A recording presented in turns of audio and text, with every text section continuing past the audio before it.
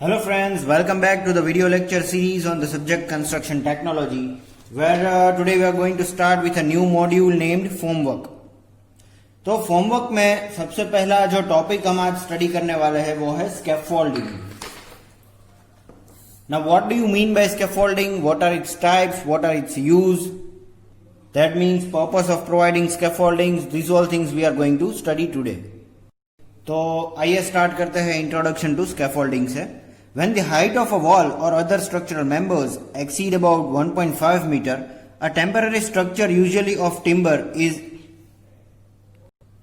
erected close to the work to provide a safe working platform for the workers and to provide a limited space for the storage of plants and building materials.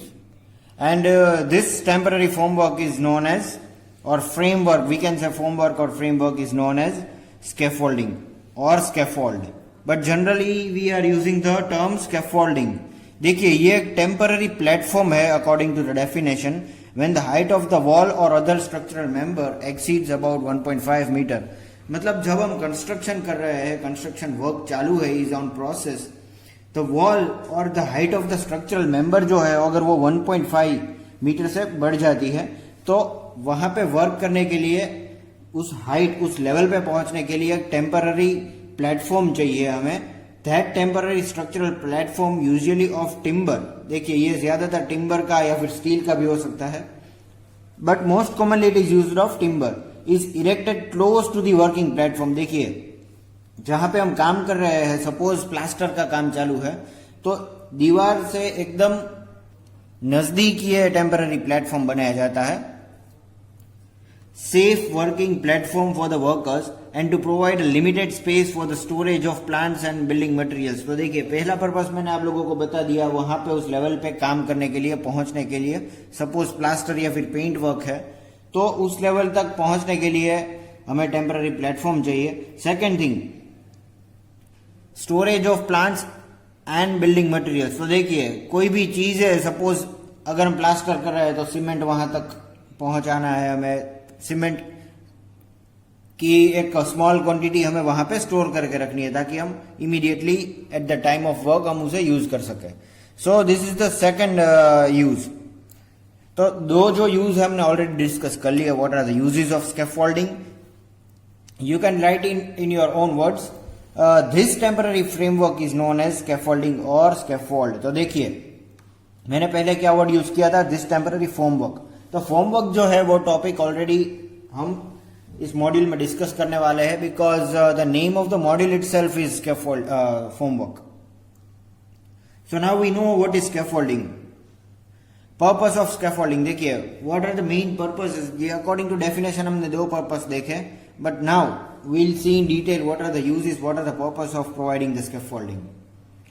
Construction, demolition, repair works, maintenance works. तो देखिए construction की बात हमने already कर ली.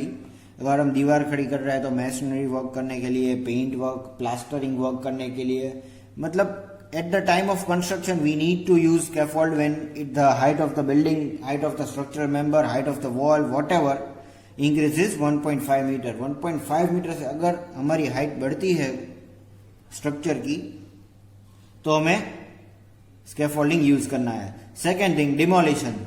Similarly जैसे हम बनाते हैं उसी तरह तोड़ने में भी स्कैफोल्डिंग हमें बनाना चाहिए, क्योंकि we know that demolition of any structure is done from top to bottom. देखिए ऊपर से कोई भी स्ट्रक्चर हम तोड़ना चालू करते हैं at the time of demolition, तो उस लेवल तक पहुंचने के लिए हमें स्कैफोल्डिंग की रिक्वायरमेंट होगी. Then repair works. स्लैब में या फिर वॉल के 1.5 मीटर से ऊपर कहीं पर भी अगर हमें, मतलब first floor, second floor, third floor, कहीं पर भी रिपेयर वर्क, ड्रेनेज लाइन, किसी भी प्रकार की यहाँ पे अगर रिपेयर की रिक्वायरमेंट है तो उस लेवल तक पहुंचने के लिए हम स्कैफोल्डिंग इस्तेमाल करते हैं. मेंटेनेंस वर्क, तो ये भी रिपेयर वर्क में इंक्लूडेड है. प्लास्टर अगर टूट जाता है, वाटर प्रूफिंग करने के लिए, किसी भी प्रकार की मेंटेनेंस वर्क के लिए हमें टेम्पररी प्लेटफॉर्म खड़ा करना पड़ता है, उसे बोलते हैं scaffolding. Now see this is the figure of typical scaffolding, जहां पे सभी मैंने ये कंपोनेंट्स दिखाए हैं. वॉल के बाहर की तरफ ये स्कैफोल्डिंग खड़ा किया गया है।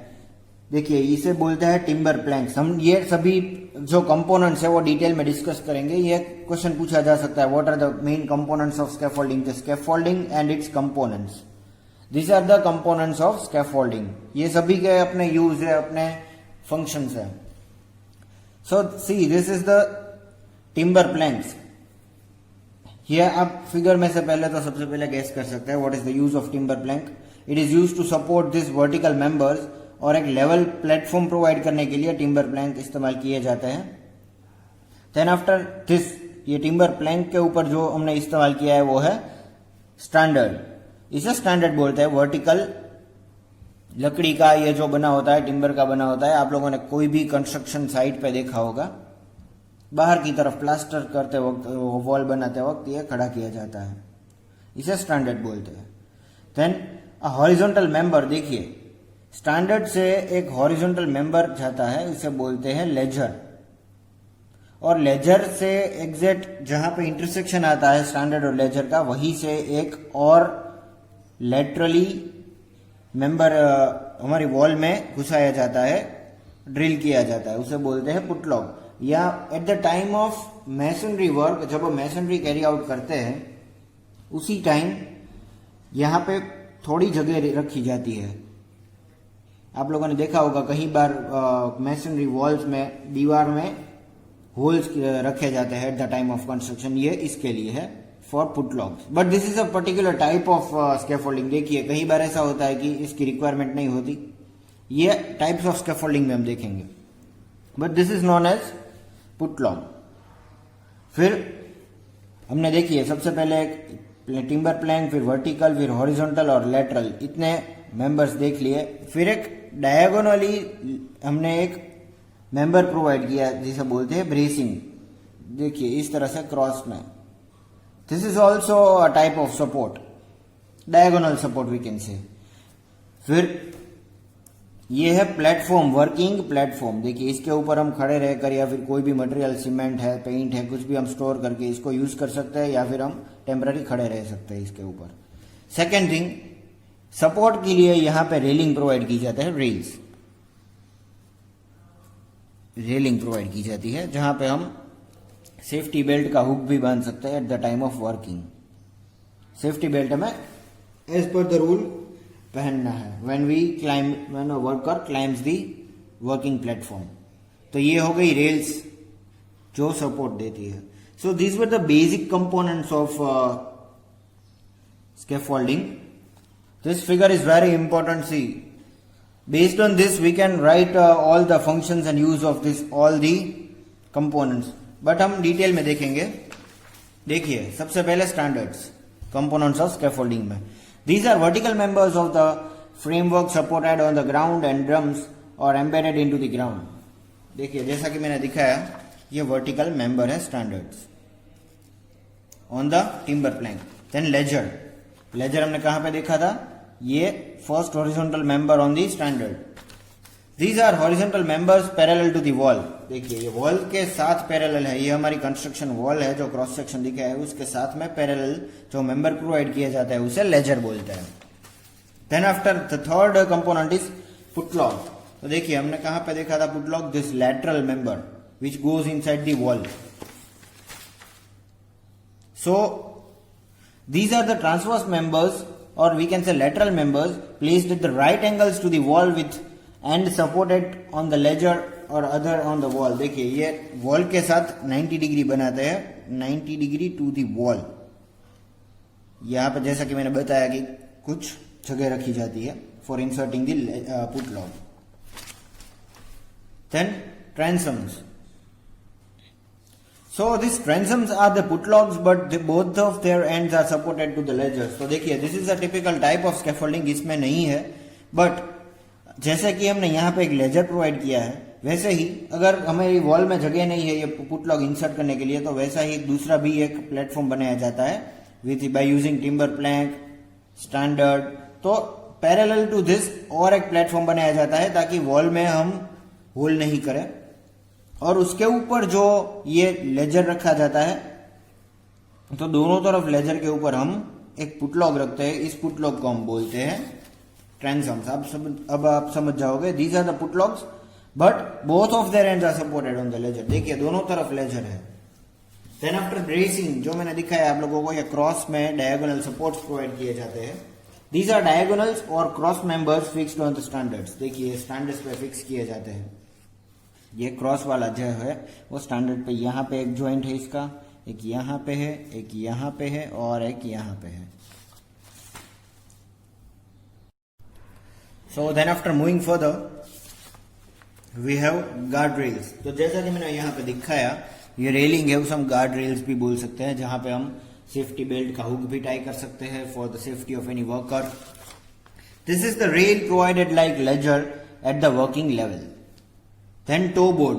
These are the boards placed parallel to ledgers and supported on the putlogs to give protection at the level of the working platform. तो देखिए ये एक बोर्ड है, देखिए boards placed parallel to the ledger। यहां पर at parallel to ledger ये जो बोर्ड खड़ा किया जाता है,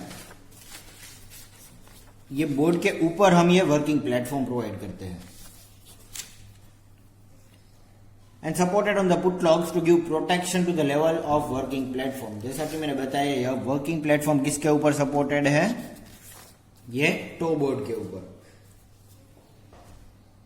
then boarding, these are horizontal platforms to support workmen and material. These are supported on the putlogs.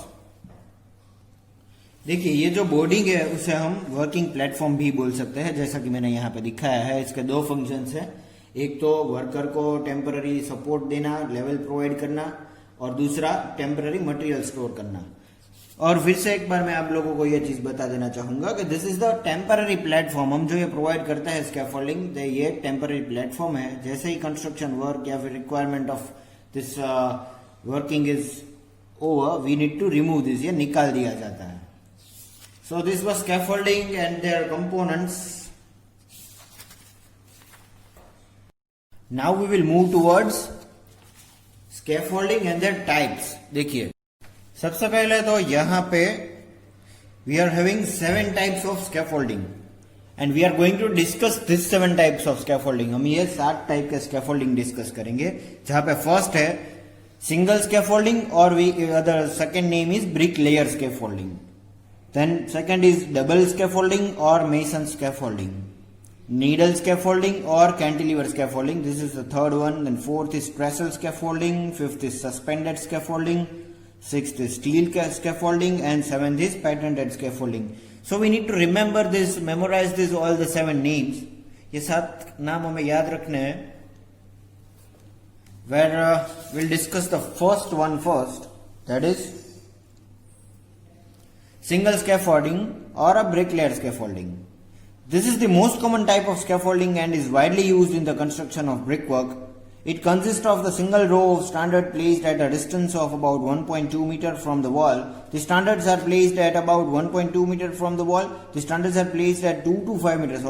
The standards are placed at 2 to 5 meter interval. The ledgers are then fixed to the standards at the vertical spacing of about 1.2 to 1.8 meter. The putlogs with one end on the ledger and on the other end on the wall are then placed on the horizontal distance of about 1.2 to 1.8 meter. The bracing guard rail and toe board are fixed as shown in the figure. देखिए, so before explaining this theory, ये figure दिखा देता हूं आप लोगों को। This is single scaffolding. देखिए ये फिगर हो गया सिंगल स्कैफोल्डिंग का, ये फिगर हो गया डबल स्कैफोल्डिंग का। तो सिंगल स्कैफोल्डिंग में क्या है, देखिए अब बेसिकली हम देख सकते हैं कि जैसे कि हमने वो कंपोनेंट्स ऑफ स्कैफोल्डिंग में देखा था, सेम ही चीज है। ये प्लैंक है जो हमने देखा था, this is not visible I think. Plank 25 mm thick है ये प्लैंक। इसके ऊपर क्या सपोर्टेड था? प्लैंक के ऊपर था स्टैंडर्ड। तो ये वर्टिकल स्टैंडर्ड प्रोवाइड किया गया है। फिर ये है ब्रेसिंग है, ये लेजर्स है, और दूसरा जो पुटलॉग्स ये का एंड है वो वॉल में माउंट अंदर किया गया है, और यहाँ पे वर्किंग प्लेटफॉर्म प्रोवाइड किया गया है। तो इसे बोलते हैं सिंगल स्कैफोल्डिंग। एक सिंगल ही प्लैंक के ऊपर हमने एक स्ट्रक्चर खड़ा किया है, टेम्पररी वर्किंग प्लेटफॉर्म खड़ा किया है। So this is single scaffolding. But double scaffolding में क्या है कि दो, देखिए ये दीवार में होल करने की रिक्वायरमेंट नहीं है, 2 प्लैंक्स प्रोवाइड करके उसके ऊपर, मतलब 2 रोज ऑफ प्लैंक्स प्रोवाइड कर उसके ऊपर स्टैंडर्ड्स और सिमिलरली ये, पर यहाँ पे द थिंग इज, यह इसे हम पुटलॉक बोलते हैं, तो यहाँ पे क्या आएगा, ट्रेंसम। तो ये पुटलॉक को, इस पुटलॉक को हम ट्रेंसम बोल सकते हैं। ये क्या है कि इसके नीचे अगर हम व्हील प्रोवाइड कर दे तो ये पोर्टेबल हो जाता है। सेकंड थिंग, दीवार में होल्ड करने की रिक्वायरमेंट नहीं है, पर क्या है कि इसमें नंबर ऑफ मेंबर्स बढ़ जाएंगे। देखिए इसमें यहाँ पे एक ब्रेसिंग प्रोवाइड किया है, but will understand this later. अभी हम जो सीख रहे हैं वो सिंगल स्कैफोल्डिंग है। Most common type of scaffolding widely used in the construction of brick work. आप लोगों ने मार्क किया होगा कोई भी कंस्ट्रक्शन साइट पे। Consist of single row of standards placed at the distance of 1.2 metre from the wall. देखिए ये इसका जो डिस्टेंस है वो 1.2 मीटर है from the wall. Single row of standard, ये एक ही रो में प्रोवाइड किया जाता है, इसीलिए नंबर ऑफ मेंबर्स भी कम रहता है इसमें। The standards are placed at 2 to 2.5 metre interval. देखिए सभी स्टैंडर्ड 2 से 2.5 मीटर तक के इंटरवल पे प्लेस किए जाते हैं। The ledgers are then fixed to the standards at the vertical spacing of about 1.2। ये कंस्ट्रक्शन प्रोसीजर है। उसके बाद लेजर फिक्स किए जाते हैं। स्पेसिंग कितना है, 1.2 to 1.8 मीटर। देखिए ये क्राइटेरिया है for scaffolding. They put logs with one end on the ledger and other end on the wall। देखिए एक एंड जो है वो लेजर के ऊपर सपोर्ट किया जाता है, दूसरा एंड क्या है कि वॉल में फिक्स किया जाता है, क्योंकि ये सिंगल स्कैफोल्डिंग है। अगर ये डबल होता तो दोनों लेजर के ऊपर सपोर्टेड होते। Are then placed on the at the horizontal distance of about 1.2 to 1.8 metre. The bracing, guard rails and the toe board are fixed as shown in figure C. So this was all about the single scaffolding. उसके बाद हम बात करेंगे ये figure जो मैंने दिखाया double scaffolding के बारे में। So double or mason scaffolding. This scaffolding is stronger than the single scaffolding। देखिए यहाँ पे 2 सपोर्ट्स प्रोवाइड किए जाते हैं जिसके ऊपर हम ये पुटलॉक रखते हैं या फिर ट्रांसम रखते हैं। तो ये दो सपोर्ट्स की वजह से जो डबल स्कैफोल्डिंग है वो स्ट्रॉन्गर है compare to single scaffolding. It is used in the construction of stonework as it is difficult to provide holes in the wall of the support putlock। देखिए अगर ये जो वॉल है वो ब्रिक की नहीं है और स्टोन की है, पत्थर से बनाई दीवार है, तो यहाँ पे होल हम इजीली नहीं बना सकते। So at that time we need to use this type of scaffolding जहां पे 2 सपोर्ट है। देखिए ये वॉल को हम छू भी नहीं रहा है। So there is no requirement of making hole in such stone holes. The framework is similar to the single scaffolding except that 2 rows of standards are provided. The distance between the face of the wall and the first row of the standard is 20 to 30 meter. Sorry, the face of the wall and the first row of the standard is 20 to 30 meters, 20 to 30 centimeter distance. And the distance between 2 rows of the standards is about 1 meter. The bracing and the breakers may be provided to make the scaffolding more stronger. Bracing किस लिए provide किया जाता है? Lateral bracing, diagonal support provide करने के लिए। इससे क्या होता है कि स्कैफोल्डिंग और स्ट्रॉन्ग बनता है।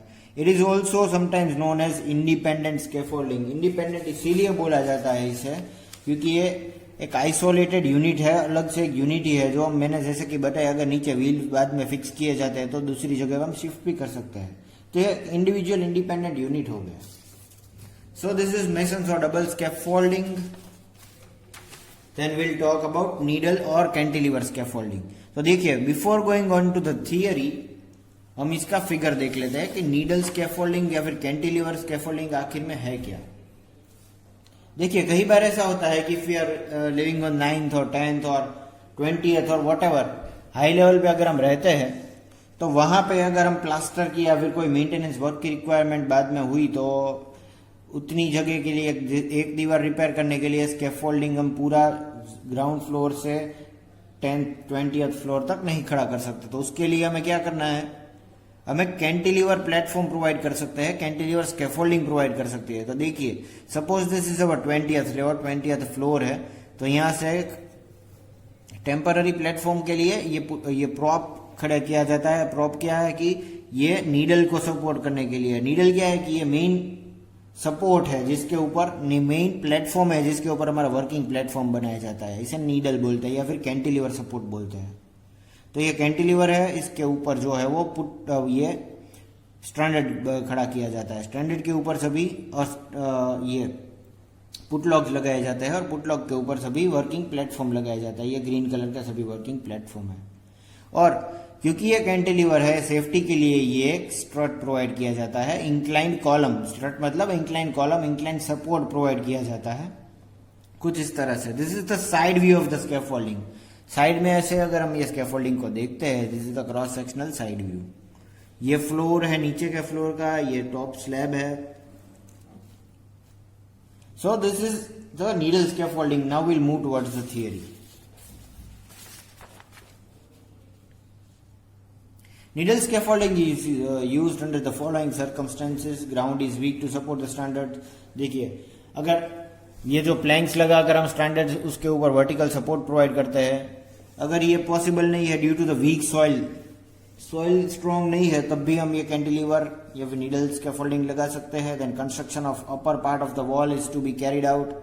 देखिए, वॉल का अपर पार्ट जो है वो रिपेयर करना है हमें। It is required to keep the ground near wall free for the traffic etcetera.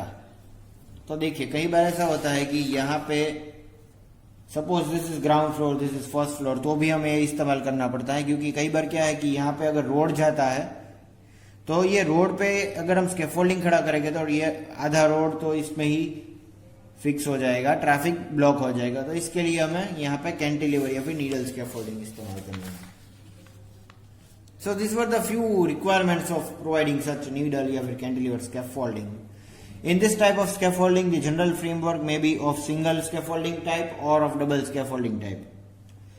Single या फिर double हो सकता है इसमें, but the standards are supported by a series of needles which are taken out from the floor levels or through the holes kept in the masonry. जैसा कि दिखा है, इसे needle बोलते हैं क्योंकि फ्लोर लेवल से निकाली जाती है। So this was all about the needle of its cantilever scaffolding. Then after we'll talk about the trestle scaffolding. What is trestle scaffolding? देखिए, in this type of scaffolding, the working platform is supported on movable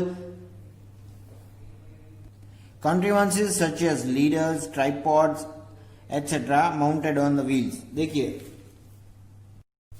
ये जो figure है trestle scaffolding का, उसमें आप देख सकते हैं कि ये अंदर की तरफ, घर के अंदर की तरफ, this is the floor level. अंदर भी अगर हमें प्लास्टर कलर करना है तो यहाँ पे दो मूवेबल ट्रेसल प्रोवाइड किए जाते हैं फ्लोर के ऊपर और इसके ऊपर वर्किंग प्लेटफॉर्म। तो ये बहुत आसान तरीके से हम इसे बना सकते हैं, खड़ा कर सकते हैं। जैसे कि हम टेबल के ऊपर कोई सपोर्ट रख के उसके ऊपर खड़े रहते हैं, वैसी ही चीज है। दो मूवेबल ट्रेसल है जिसके ऊपर टेम्पररी वर्किंग प्लेटफॉर्म हम प्रोवाइड करते हैं। यहाँ पे वर्क, प्लास्टर वर्क या फिर स्लैब में कोई भी वर्क करना हो, प्लास्टर वर्क, कलर वर्क, तो इसके लिए। Then after trestle scaffolding, we'll see suspended scaffolding. This is a lightweight scaffolding used for repair work such as painting, pointing, etc. Lightweight scaffolding work है repair work के लिए, painting work के लिए, pointing work के लिए. The working platform is suspended from the roof by means of wire ropes or chain, etc. The platform can be raised and or lowered as per the desired level. So this is suspended scaffolding and it is rarely used, this type of scaffolding. Then after we'll talk about steel scaffolding. In place of timber, steel pipes can be effectively used for the scaffolding work. देखिए, timber की option में हमें हमारे पास steel भी है which is more durable. देखिए, हमें मालूम है कि ये कंपेयर टू टिम्बर ये ड्यूरेबल है, ये ज्यादा टिकता है। The diameter of pipes is about 40 to 50 mm इसका डायमीटर होता है and thickness of this pipe is 5 mm, मतलब 5 mm जितनी थिकनेस की शीट से ये स्कैफोल्डिंग का जो पाइप है उसका रोल किया जाता है। इसके एडवांटेजेस है स्ट्रॉन्गर, मोर ड्यूरेबल, जैसा कि मैंने बताया। It can be used up to any height इसमें फोल्डेबल होती है। It can be erected and dismantled easily. देखिए, इसमें काम भी जल्दी होता है।